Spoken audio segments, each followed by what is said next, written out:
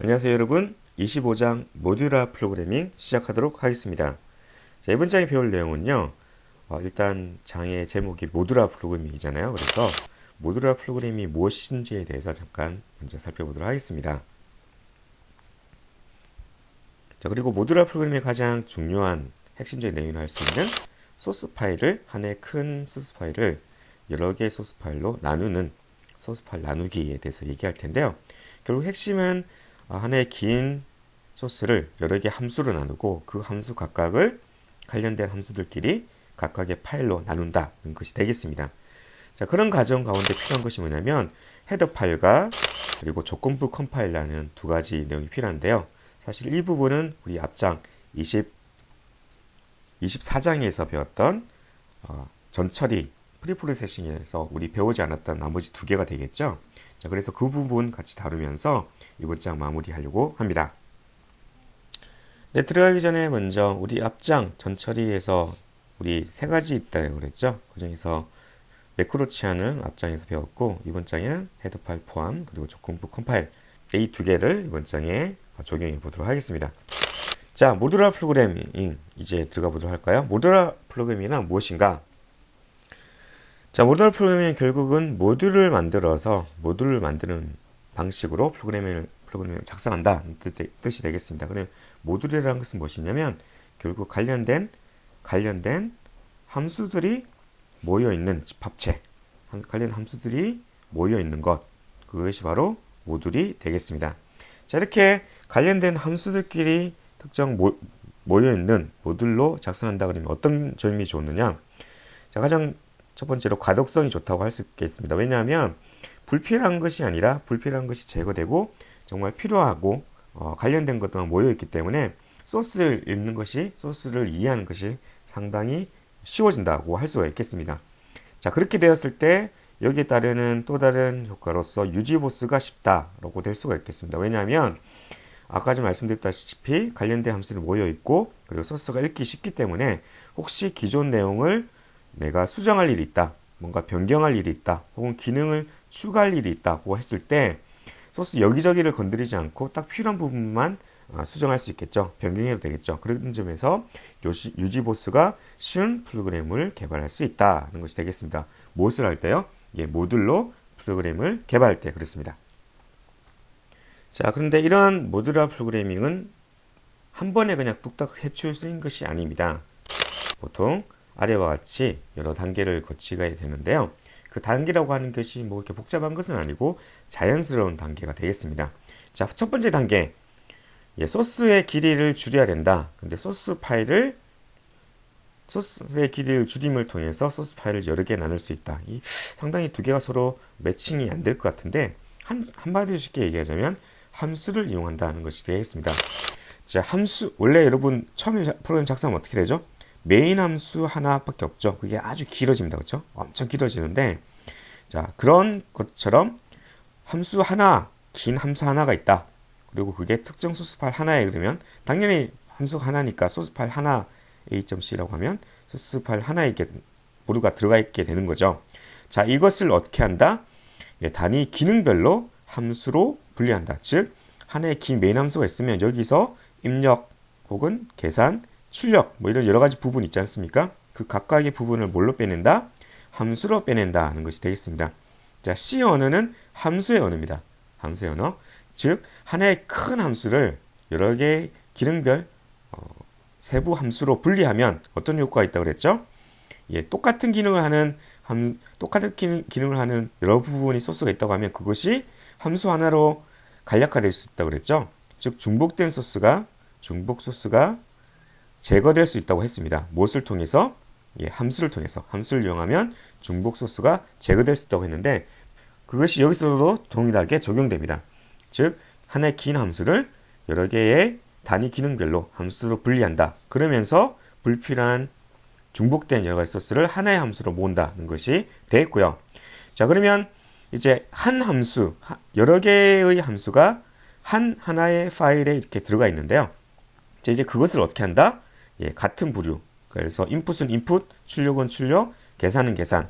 이런 식으로 같은 부류들의 함수를 모아서 자, 소스 파일 여러 개의 각각의 함수 여러 개를 정리를 한다. 이동을 시킨다. 즉, 함수를 다른 파일로 이동시킨다는 것이 되겠습니다. 네, 결국 모듈이라는 것은 다시 한번 말씀드리지만 관련된 함수들의 집합이고요. 관련된 함수들이기 때문에 여기에 같이 딸려서 관련된 구조체 혹은 관련된 데이터들이 집합이 바로 모듈이 되겠습니다. 근데 구체적으로 모듈이 나타내는 방식은 좀 전에 말씀드렸다시피 관련된 함수들이 각각 소스 파일 여러 개로 분리되어 있다고 했기 때문에 결국은 관련된 함수들이 모여있는 소스와 그것을 컴파일한 오브젝트 파일이 결국은 모듈의 실체라고 할 수가 있겠습니다. 네, 소스 파일 나누기 어떻게 하느냐? 자, 소스 파일 하나에 모여있는 여러 함수를 파일 여러 개로 나눈 것, 이게 가장 핵심이라고 했습니다. 함수를 나누려면 여기에 구조체라든지 그리고 전역 변수라든지 여러 가지를 같이 고려해야 될, 같이 이동시켜 주거나 혹은 참조시켜 주거나 아니면 사용하지 않게 하거나 뭐 여러 가지 방법이 필요한데요. 자, 그것을 같이 맞물려서 작업이 필요하게 되겠습니다. 자, 우리가 이번 책에서 살펴볼, 이 강의에서 살펴볼 내용은 자, 25장 솔루션을 만들고 25-01 새로운 프로젝트가 되겠는데요. 자, 그 내용 소스를 살펴보면 전역 변수가 하나 있고 메인 함수 있고 그리고 함수가 하나 더, 함수가 두 개가 있네요. 그렇죠? 이런 구조가 되겠습니다. 이걸 어떻게 쪼갤 수 있느냐? 자, 가장 중요한 핵심 포인트는 여기서 함수 두 개가 한 소스에 있는데 그 중에 한 함수를 다른 파일로 이동을 시킵니다. 이 같은 경우에는 myfunc_c라는 소스로 나누게 되겠는 것이죠. 자, 이렇게 하면 끝이 나느냐? 사실은 끝이 안 납니다. 왜냐하면 자, 일단은 myfunc_c라는 소스로 자, getIntValue라는 함수를 이동시켰는데 이 함수는 기본적으로 전역 변수를 참조를 해야 됩니다. 근데 전역 변수가 선언이 여기 안 돼 있죠. 자, 그뿐만 아닙니다. main.c에 있는 메인 함수가 있는데 이 메인 함수는 getIntValue 함수를 써야 되는데 호출해야 되는데 이제 없잖아요. 그렇죠? 자, 이렇게 되면 여기서도 오류가 나고 여기서는 있던 함수가 없어졌기 때문에 오류가 나고 여기서 새로 만들어진 소스에서는 참조해야 되는 전역 변수가 없기 때문에 오류가 납니다. 자, 이것을 어떻게 해결할 수 있느냐? 자, 핵심은 자, 외부에 있는 전역 변수를 참조하고 싶다. 그럴 때는 extern이라는 예약어를 사용하면 되겠습니다. 즉 외부에 전역 변수 g_int value가 있다고 했을 때 이것을 참조하고 싶다. 그럼 어떻게 한다? extern을 이용해서 extern int g value를 해주면 지금 내 소스에는 없지만 외부 소스에 있고 그것을 나중에 컴파일이 끝나고 링크할 때 연결시켜주면 된다는 것이 되겠습니다. 이 extern 외부 변수 선언의 핵심이 되겠습니다. 자, 그리고 외부 함수 선언인데요. 결국은 이 main.c 함수에 내가 사용해야 되는 getIntValue라는 함수가 없다. 하지만 어딘가에는 그것이 정의되어 있다. 다른 소스 파일에 정의되어 있다고 한다면 외부 함수를 일처럼 int getIntValue 혹은 extern을 써서 extern int getValue 이렇게 선언해주면 컴파일할 때 문제가 없고요. 그리고 실제로 컴파일 할 때는 이처럼 외부에 있는 함수가 있다라고 해서 컴파일 되고 실제로 링크 시점에 즉 이 소스 파일 main.object 파일 myfunc.object 파일이 만들어지고 나서 이것을 링크해 줄 때 링커가 컴파일러가 이 둘 사이에 연관관계를 맺어주게 되겠습니다. 네, 지금까지 내용을 실제로 소스를 작성해 가면서 실습을 통해서 한번 자신의 것으로 만들어가는 시간을 가져보도록 하겠습니다. 네, 새로 만들기 프로젝트 그래서 솔루션 25장이고요. 25고 프로젝트 이름 25-01로 해보도록 하겠습니다. 자, 다음 빈 프로젝트 콘솔 응용 프로그램 마침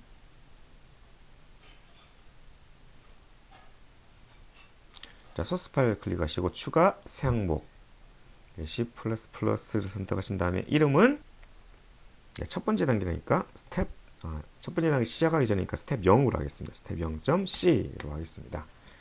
자, 더블 클릭하시고 책 720페이지에 있는 720페이지에 있습니다. 그렇죠? 페이지 720페이지에 있는데 그 내용 한번 입력해 보셔도 될 것 같습니다. 뭐 그렇게 길지 않으니까요. 자, 입력하시고 저장하신 다음에 빌드하면 네, 빌드에 성공했습니다. 그렇죠? 자, 이제 이 소스를 어떻게 나눌지 같이 한번 진행해 보도록 하겠습니다. 네, 뭐 시작하기 전에 지금 스텝 0.c인데요. 이 파일의 이름을 바꿔보도록 하겠습니다. 그래서 이름을 main.c로 이름 바꾸고요. 자, 그런 다음에 소스 파일을 추가해 보도록 하겠습니다. 그래서 새 항목 그래서 자, 여기서 my_punk.c 파일을 추가를 하고요. 자, 뭘 하죠? 자, 첫 번째 단계로 myIntValue라는 이 함수를 잘라내기 하셔서 자, mypunk.c 파일에 붙여넣기를 했습니다. 그래서 저장하시고 main.c를 저장하시고 자, 이럴 경우에 빌드를 다시 해보면 어떤 오류가 있죠? 일단 mypunk.c에 있는 getIntValue에서는 gIntValue 변수, 전역 변수, 참조한 전역 변수가 없다라는 오류가 났고요. 자, 그리고 main.c에서는 당연히 getIntValue가 정의되지 않았다고 오류가 났습니다. 자, 이때 어떻게 해주느냐?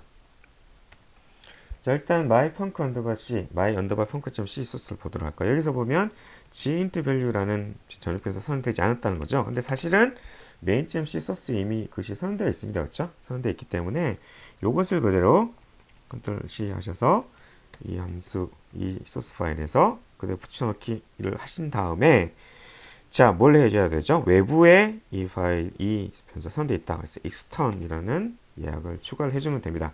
자, 이렇게 추가해주면 끝나지 않았습니다. 자, int g, int value라는 이 변수는 이미 바깥에 한번 선언되어 있죠? 선언되어 있고 그것을 참조해서 쓴다는 뜻이기 때문에 여기서 초기화 부분을 빼줘야 됩니다. 즉, 반드시 외부에 있는 변수를 참조했을 때는 외부의 전역 변수를 참조했을 때는 extern을 붙이고 그리고 초기화해야 되는 부분을 빼준다. 저장을 해주시면 되겠습니다. 자, 이제 됐고요. 자, 그럼 이제 그 다음 단계 main.c로 가보겠습니다. main.c에서는 getIntValue라는 함수가 선언되어 있지 않죠? 정의되지 않다고 되어 있습니다. 자, 이 경우도 마찬가지입니다. 이 경우도 자, mypunk.c에 있는 요 함수의 선언 부분을 복사하신 다음에 main.c에서 자, 여기서 어떻게 해주면 될까요? 자, 여기서 컨트롤 V 하시고 자, 이 함수는 외부에 선언되어 있다는 것을 명시적으로 나타내주기 위해서 자, extern을 붙이셔야 되고요. extern을 붙여도 되고 아니면 함수의 경우에는 extern을 굳이 붙여주지 않아도 됩니다. 즉 그냥 일반적으로 함수 선언한 것처럼 int g, get, int value 이렇게 선언해줘도 문제가 없습니다. 여기까지 해서 모두 저장하신 다음에 빌드를 하게 되면 성공적으로 빌드가 됐다는 것을 확인할 수가 있습니다. 자, 우리는 앞 슬라이드에서 소스 파일을 나누는 방법에 대해서 같이 살펴봤는데요. 핵심은 나와 같은 소스 파일이 아니라 다른 소스 파일에서 선되어 있는, 정의되어 있는 변수와 함수를 사용하기 위해서는 선언을 미리 해줄 필요가 있다. 특별히 변수인 경우에는 extern이라는 예약어를 사용해야만 했었죠. 자, 근데 이게 끝이 아니라 소스 파일 나누기의 마지막으로 하나 더 있습니다. 바로 헤더 파일 포함하기인데요. 헤더 파일이 왜 필요한지에 대해서 말씀드리기 위해서 잠깐 아래 그림 보도록 하겠습니다. 자, 우리 같은 경우는 좀 전에 main.c 그리고 mypunk.c 이렇게 두 개의 소스가 있었죠. 그리고 함수도 외부에 있는 함수, 그러니까 여기서는 함수 mypunk.c 한 개만 있었죠. 그리고 전용 변수를 한 개만 있었습니다. 근데 예를 들어서 이러한 소스 파일이 점점 더 늘어나가지고요. 소스 파일이 한 100개쯤 된다고 해봅시다. 그러니까 예를 들어서 my_punk100.c와 같이 소스 파일이 정말 많아졌어요. 그리고 또 함수도 지금은 딱 두 개밖에 없는데 함수를 한 200개 정도 된다고 가정해 보도록 하겠습니다. 혹은 전역 변수도 한 100여 개 된다고 예를 들어서 가정해 보면 각각의 소스 파일마다 어떻게 되죠? 이런 함수 100개, 함수 200개, 전역 변수 100개에 대한 선언 부분이 한 300라인 정도 차지하겠죠? 300라인. 그리고 이런 300라인이 파일, 소스 파일 100개마다 다 해줘야겠죠?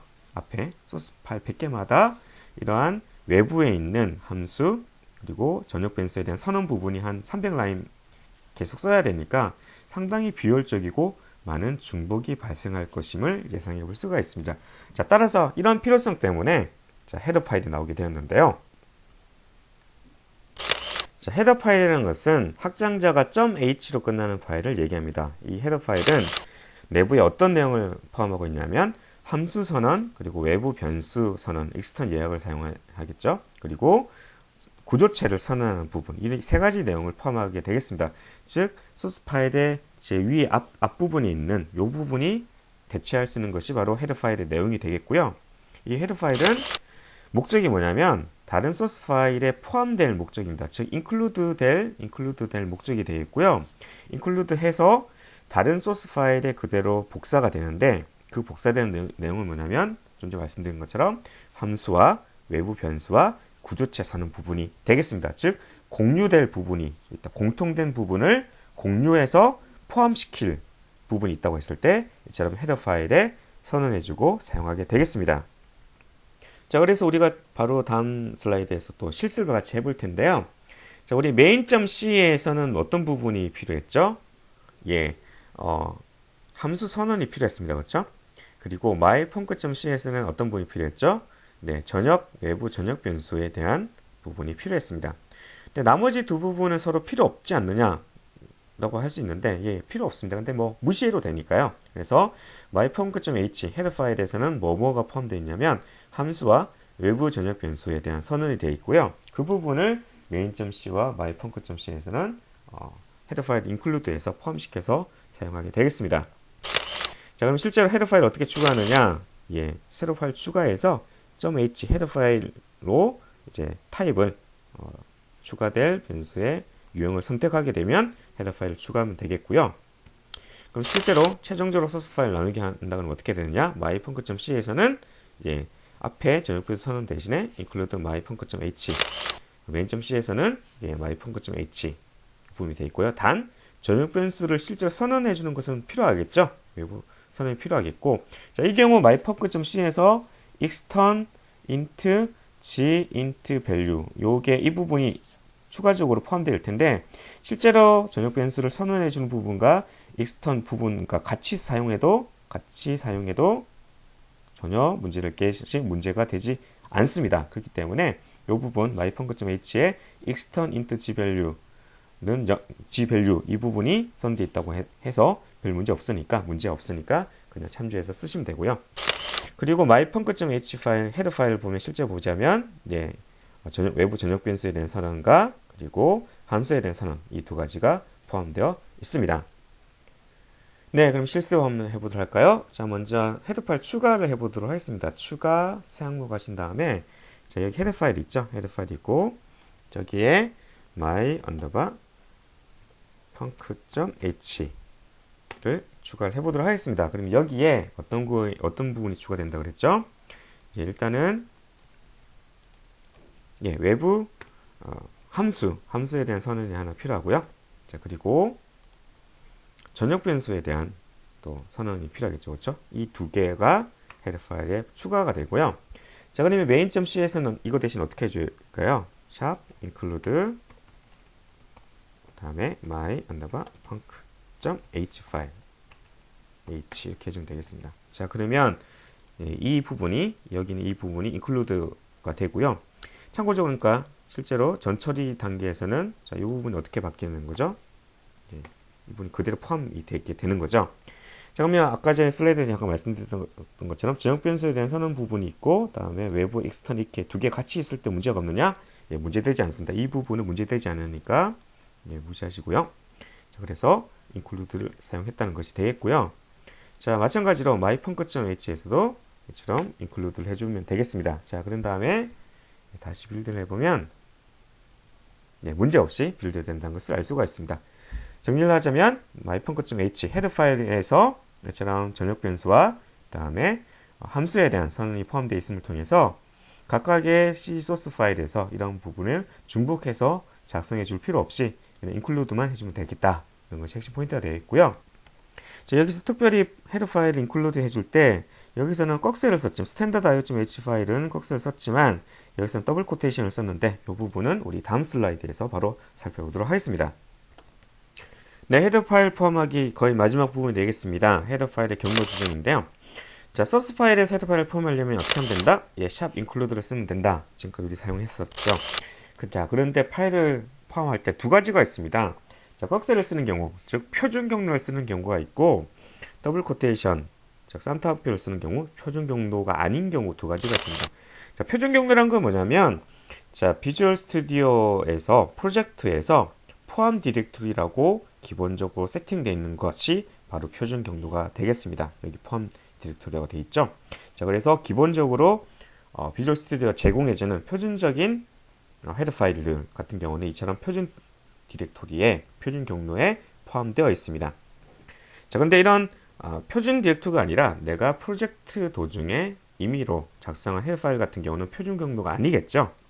자, 그러기 경우에는 이처럼 더블 코테이션을 써서 이제 인클루드 시키는데 그 또한 두 가지가 나눠집니다. 상대 경로와 절대 경로인데요. 상대 경로란 건 뭐냐면 현재 소스 파일 기준으로 상대적인 경로로 포함한다는 것이 되겠습니다. 좀 전에 우리 main.c 혹은 mypunk.c 이 소스 파일이 저장되어 있는 폴더가 있죠.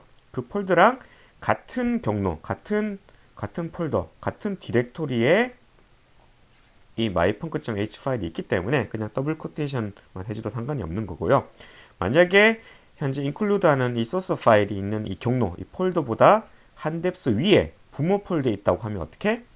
점을 두 개 찍어줘야 되겠죠? 이 점 두 개 찍어준다는 게 한 뎁스 위로 올라간다는 얘기가 되잖아요. 그래서 역// mypunk.1.h 와 같이 현재 포함하고 있는 현재 소스 파일 기준으로 어느 경로에 있을지를 상대 경로로 포함시켜주는 경우가 사실 대부분이고요. 사실 요거의 대부분이고, 자, 절대 경로, 이런 상대 경로 계산하기 싫다, 귀찮다, 그럴 때는 절대 경로처럼 절대 경로를 넣어주면 되겠습니다. 하지만 이것은 많이 쓰는 경우가 아니니까 가능한 이것은 안 쓰는 게 좋고요. 대부분의 경우 상대 경로를 사용하게 되겠습니다. 자, 그래서 앞서서 말씀드린 내용을 그냥 다시 한번 그림을 나타냈는데요.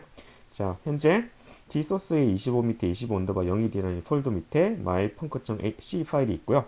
요와 같은 경로에 mypunk.h가 있으니까 그냥 mypunk.h include 해주면 되고, 만약 한 뎁스 위에 있다, 부모 폴더에 있다 그러면 역// 만약 두 뎁스 위에 있는 inc라는 폴더 밑에 있다 그러면 어떻게 할까요?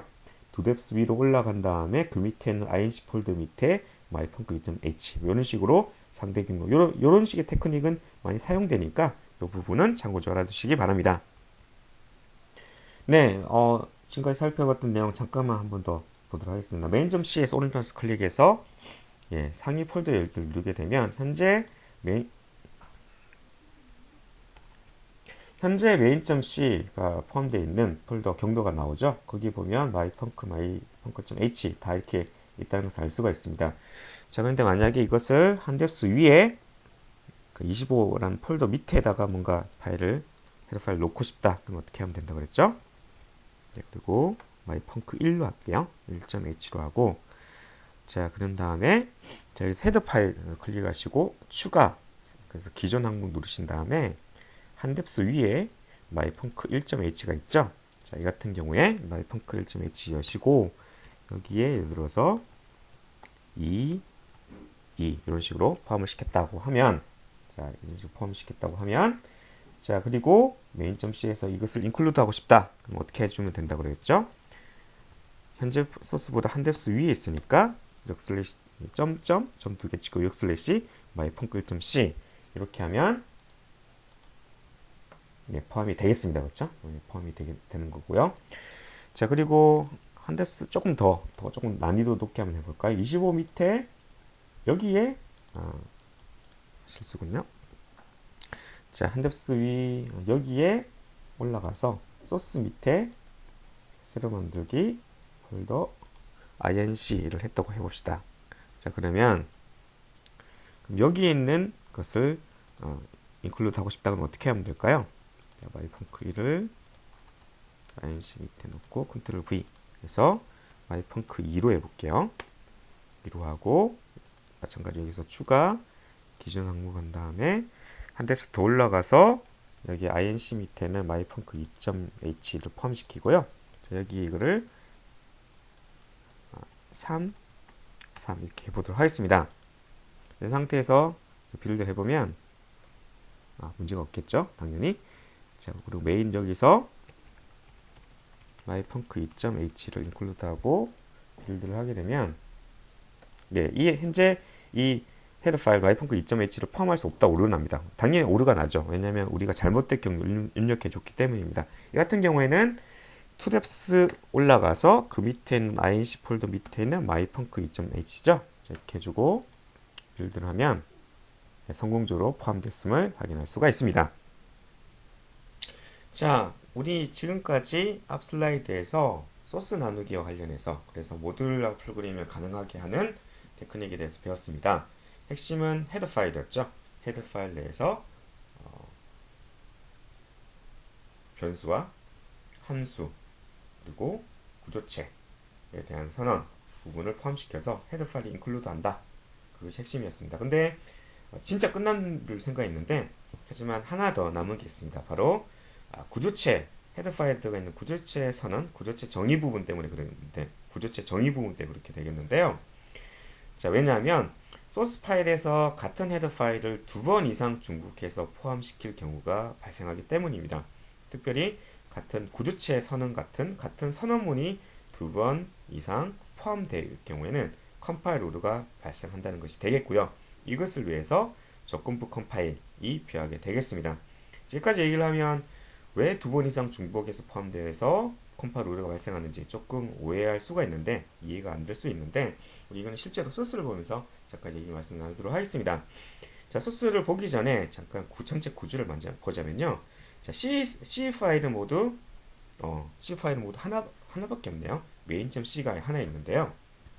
아니군요. C 소스 파일이 두 개가 되어 있습니다. myfuncchange.c랑 myfuncprint.c랑 C 소스는 세 개가 있는데 문제가 되는 건 이제 main.c 소스가 되겠는데요.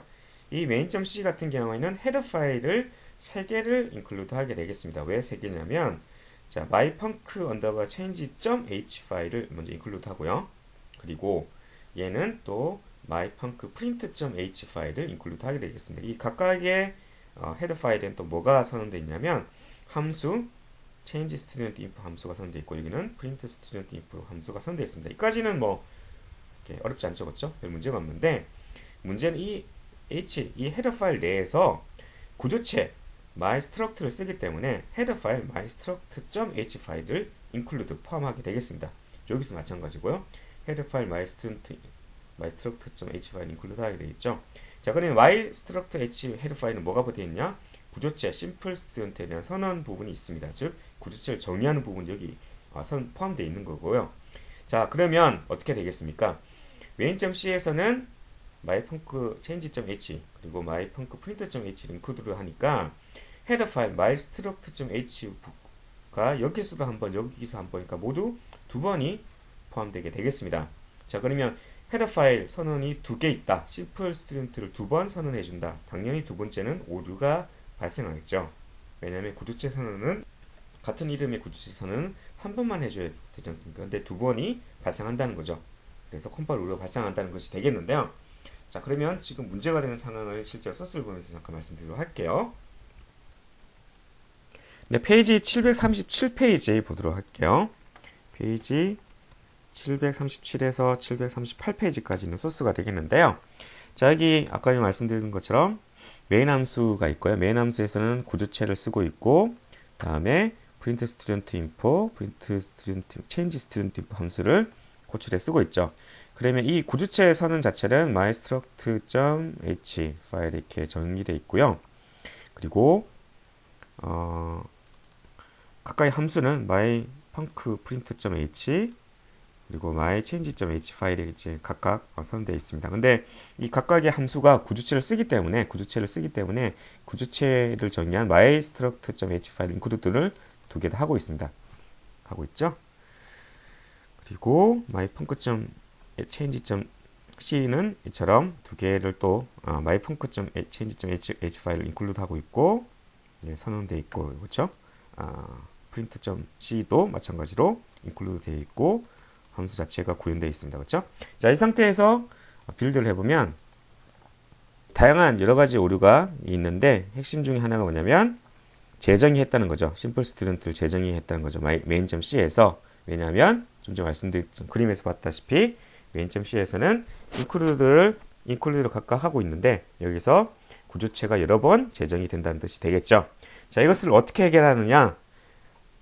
예, 조건부 컴파일로 해결한다는 것이 되겠는데요. 그럼 다시 슬라이드로 넘어갈게요. 네, 조건부 컴파일을 이용해서 해결한다. 네, 조건 컴파일은 어떻게 하느냐? 그 조건부 컴파일 문법을 잠깐 살펴보자면요.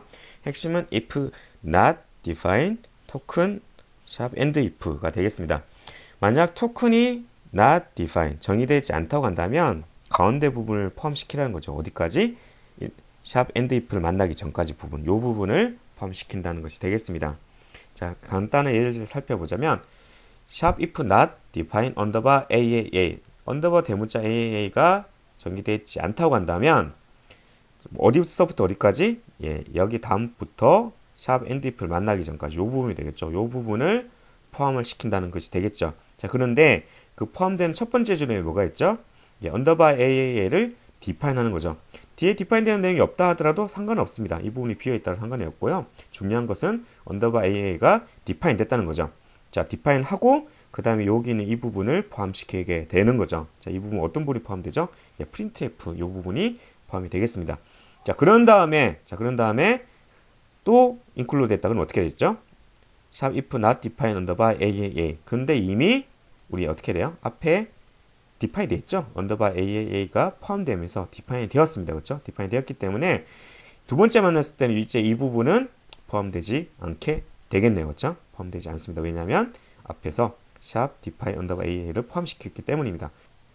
네, 그럼 실제로 우리 소스에서 보자면 자, 헤더 파일이 여러 번 include 돼서 문제가 있다고 그랬죠? 자, 그럼 여기서 어떻게 하면 될까요? if not define underbar my simple underbar student. 참고적으로 여기 if not define에서 쓰이는 토큰은 주로 대문자를 많이 씁니다. 자, 그래서 if not define underbar my simple student가 정의되지 not define 정의되지 않았다 그러면 포함시킨다. 어디까지? and if 만날 때까지요. 자, 그리고 끝난 게 아니죠. 중간에 하나 더 필요하죠. 뭐죠? 최초 include 됐다. 그럼 define 해줘야겠죠. define underbar my simple student. 이까지 해주면 되겠습니다. 이렇게 해주시고 저장하신 다음에 딜드를 하면 얘처럼 문제없이 빌드 된다는 것을 확인할 수가 있습니다. 네, 조건부 컴파일 우리가 좀 전에 소스 살펴봤는데요. 조금 괴로우시더라도 힘드시더라도 요거 다시 한 번 더 보면서 마무리 최종적으로 정리하도록 하겠습니다. 자, main.c에서 먼저 include my structure.h include 했죠. 그러니까 먼저 이렇게 하면 include 되었습니다. 그렇죠? 근데 이때는 underbar my simple student은 정의되지 않았지만 define에 의해서 이제 정의가 되었단 말이죠. 그렇죠? 포함이 되고 자, 두 번째 헤더 파일 my underbar func print.h include 했죠. 근데 그때는 이 헤더 파일 내부에 my struct.h를 include 합니다. 근데 이미 my simple student가 define 되었죠. 그러니까 여기서는 정의되지 않습니다. 자, 그리고 세 번째 my func.print.h 파일 이 헤더 파일을 include 했는데 이때도 내부에 my struct.h 파일을 include 하죠. 근데 이미 여기서 마찬가지로 define에서 정의되었기 때문에 my struct.h include 하지 않게 되겠죠. 자, 따라서 컴파일 문제, 즉 구조체가 여러 번 중복해서 포함되는 문제가 해결되었다는 것을 확인할 수가 있습니다. 네, 앞에 조건부 컴파일이 if not define에서 일종의 true false죠. 그래서 정의되어 있느냐, 정의되어 있지 않느냐, 그걸로 판단하는 거라면 여러 가지 조건에 의해서 컴파일하는 것도 가능합니다. 예를 들어서 여기 있는 것처럼 if defined 안에 있게 define 됐느냐, 그래서 조건을 체크하는 거죠. win32라는 것이 define 되어 있느냐. 만약에 define 되어 있다 그러면 이 내용 부분이 include 되고요. else if 소문자 elif죠.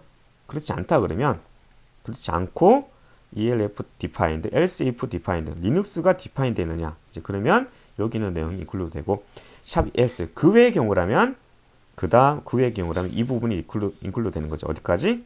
and if 만날 때까지.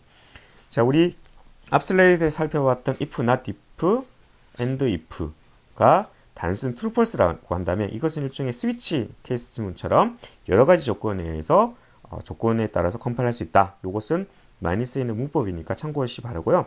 자, 그럼 여기서 조건에 쓰이는 win32나 리눅스나 이런 것들은 어떻게 정의할 수 있느냐?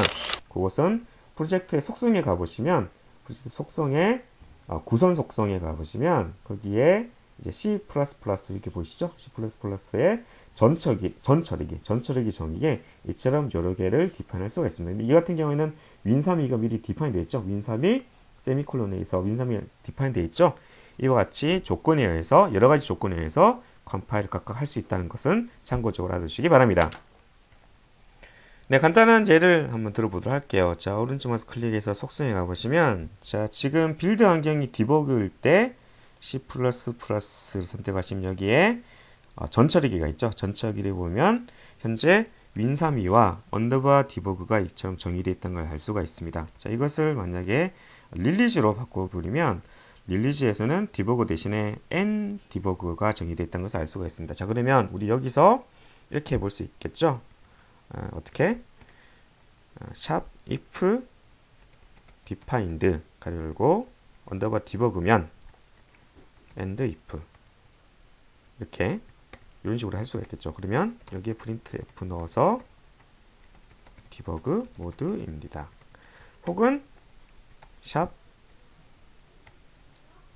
else if defined and debug면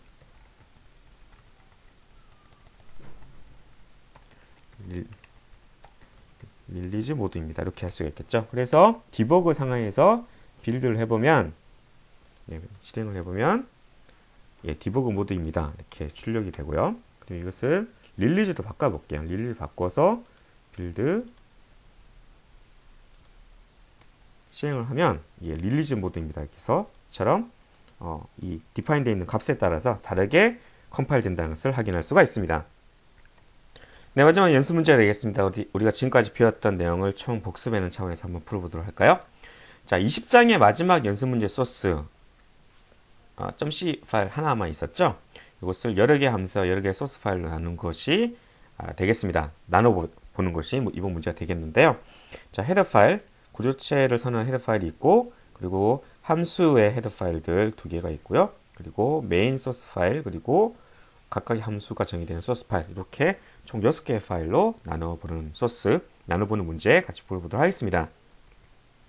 자, 먼저 소스 파일을 추가를 해보도록 할까요? 가장 메인이 되는 main.c 소스 파일을 먼저 추가를 해보도록 하겠습니다. 자, 추가를 하시고요. 자, 그런 다음에 20장의 제일 마지막 연습 문제 답안. 자, 여기 있죠? 쭉 복사를 해서 컨트롤 C 하신 다음에 컨트롤 V 겠습니다. 자, 그러면 하나의 C 소스에 저는 구조체 선언과 그리고 함수 부분 같이 포함되어 있네요. 그렇죠? 요것을 같이 여러 개의 소스로 한번 나눠보도록 하겠습니다. 네, 하나의 긴 웨인 함수를 여러 개의 함수로 쪼개는 것이 가장 첫 번째 단계가 되겠죠. 그래서 여기 소스를 보자면 먼저 첫 번째 부분, 이 부분이 선생님 수와 학생 수를 입력받는 부분이 되겠는데 이 부분을 이제 함수로 만들면 되겠죠. 그래서 input teacher student count가 되어 있고요. 이 같은 경우에는 선생님 수와 학생 수를 각각 입력을 받아야 되니까 이처럼 포인터 변수로 넘겨서 값을 전달받는 식으로 하도록 하겠습니다. 그래서 전달받는 그 내용이 만약에 0이다 그러면 실패한 걸로 하도록 하겠습니다. 그래서 return 0을 해주게 되고요. 자, 따라서 이 부분에 대한 함수가 하나 필요하겠네요. 그렇죠? 이 부분에 대한 함수가 하나 필요하고요. int input teacher student count가 되어 있고, 자, 이것은 인티저 포인터가 되겠죠? 그리고 얘도 인티저 포인터가 되겠습니다. 자, 그래서 여기서 해당되는 이 부분이 잘라져서 여기까지가 되겠네요. 여기까지가 잘려서 함수가 되겠습니다. 즉 input teacher student count 부분이 되겠고요. 자, 그리고 여기서 int return은 0 return ret 여기 실패했다 그러면 return 0이고 그렇지 않다 그러면 ret는 1 이렇게 해주면 되겠네요. 그렇죠?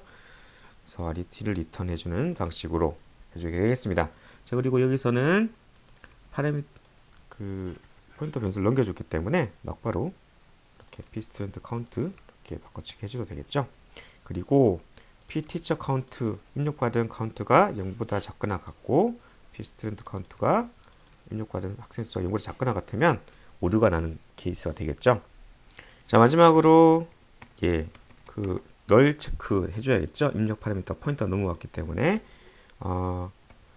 pteacher student 카운트가 널이거나 혹은 pstudent 카운트가 널이면 그냥 리턴 0을 해줘야겠죠.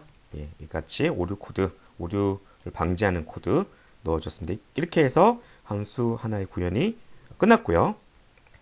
자, 또한 이런 방식으로 이제 나머지 함수들에 대해서도 쭉 이제 구현을 해줬고요. 근데 한 가지 빠진 게 있다면 타입 def를 이용해서 부주체 이름 재정의가 필요합니다. 그래서 지금 타입 def struct simple teacher는 언더바 심플 티처를 심플 티처로 그리고 포인트 타입으로 p 심플 티처 이렇게 정의해 주고요. 여기도 마찬가지입니다. 타입 def 해서 struct 언더바 심플 스튜던트를 심플 스튜던트로 재정해 주고 p 심플 스튜던트 이렇게 자료형 재정의를 해주는 게 필요하겠죠. 자, 이렇게 해주고요. 자, 그리고 struct 심플 티처가 언더바 심플 티처로 바뀌었기 때문에 여기 이 부분 struct 언더바 심플 티처 이렇게 바꿔주는 도 필요한데 이걸 간단하게 p 심플 티처라고 재정해 줬기 때문에 이렇게 이것은 이렇게 p 심플 티처로 통째로 바꿔치기 해도 깔끔하게 바꿔줘도 문제 없겠습니다. 자, 여기까지 했고요. 자, 그리고 나머지 함수들을 구현을 해주면 되겠습니다. 그리고 참고적으로 기존 20장의 모범 답안에 보면 struct 심플 티처 이렇게 했는데 우리 언더바 심플 티처로 바꿨죠. 그래서 이 부분을 그냥 심플 티처로 심플 스튜던트 이렇게 바꾸는 부분이 필요하고요. 여기까지 해주고 그리고 출력하는 함수들 그리고 입력받는 함수들에 대한 구현 함수로 만드는 작업했습니다. 자, 이 부분은 소스 모범 답안을 보시면서 참고하기 바라고요. 네, 여기까지 해서 새로 빌드를 한번 해볼까요? 그럼 일단 빌드 성공했고요. 자, 이제 하나의 함수를 여러 개 함수를 바꿨으니까 이제 여러 개 함수를 여러 개 소스로 이동하는 부분 계속 진행해 보도록 하겠습니다. 자, 소스를 이제 이동하는 방법. 먼저 mystruct.h 파일을 헤더 파일을 만들어야겠죠. 여기로 구조체 정보 일단 구조체나 정보를 먼저 이동을 시켜야겠습니다. 그래서 헤더 파일 추가 새 항목 헤더 파일 선택하시고요. mystruct.h 추가를 합니다. 그리고 여기에 어떤 걸 넣어주냐면 이제 구조체 정보를 넣어주면 되겠죠. 자, 그런데 구조체 정보는 여러 파일에서 동시에 여러 번 참조될 수 있기 때문에 어떻게 해준다고 그랬죠? if not if 언더바 my struct 이렇게 해주고요. not define 되지 않으면 define 해주고 어디까지? and if까지 이렇게 해주는 게 필요하겠죠. 그렇죠? 자, 그래서 mystruct.h 파일 헤더 파일 만들어줬고요. 자, 다음으로 파일을 입력받는 함수들 관련해서 헤더 파일 먼저 만들어 보도록 하겠습니다. 그래서 헤더 파일 하고 myfuncinput.h 파일을 추가를 해주고요. 자, 여기는 어떤 것이 추가돼야 되느냐? 먼저 구조체가 필요하니까 구조체 파일 include 하는 게 필요하고요. 그리고 함수들의 정의가 필요한데 어떤 함수들이냐면 input teacher student count 얘랑요. 그리고 선생님의 정보는 입력권 input student info 그리고 마지막으로 학생의 정보를 입력하는 input student info가 되겠습니다. 자, 그래서 입력된 함수들 모으는 일종의 하나의 모듈이 만들어지게 되겠습니다. 자, 그럼 헤드 파일만 옮길 뿐만 아니라 소스 파일도 추가를 해야겠죠. 그래서 새 항목 그래서 C++ 파일 선택을 하시고 그 파일 이름은 어떤 걸로 하면 될까요?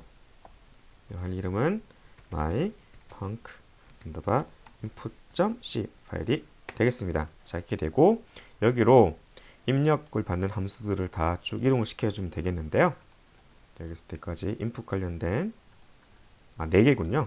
자, 4개의 함수를 잘라내서 붙여넣기를 하시고요. 자, 그리고 여기서 마지막 input teacher student 자, 요거는 추가가 안 됐기 때문에 헤더 파일 추가를 해주시고요. 자, 그리고 헤더 파일에는 뭐를 추가해 줘야 될까요? 이 헤더 파일에서는 myfuncinput.c 파일 이 헤더 파일에서는 출력과 관련된 스탠다드 io.h랑 구조체 정보 그리고 나의 선에 있는 myfunc.input.h 파일 3개를 인클루드 해주었습니다. 자, 이제 남은 출력과 관련된 함수들을 또 다른 소스로 이동시켜 보도록 할까요? 자, 헤더 파일 먼저 추가를 해 보겠습니다. 사용물 헤더 파일 myfuncprinter.h 추가를 해 주시고요. 자, 여기는 어떤 함수의 선들이 추가되어야 될까요? 예, 프린터 티처 인포랑 그리고 프린터 스튜던트 인포 마지막으로 프린터 티처 스튜던트 요 함수 3개의 선언이 추가가 되고요.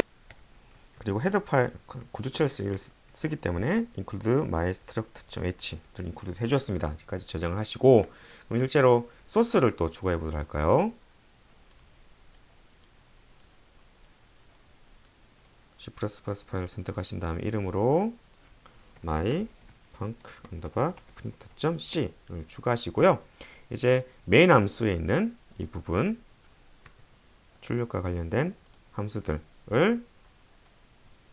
오려서 컷하셔서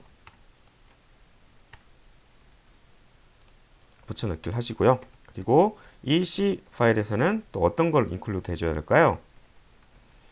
네, standard.io.h 파일과 그리고 구조체 정보 헤더 파일과 그리고 자기 함수들의 선이 포함되어 있는 myfuncprint.h 파일 3개를 인클루드 해주었습니다. 자, 여기까지 해주었다. 그럼 이제 각각의 모듈별로 출력과 입력별로 각각 함수들이 분리가 되었고요.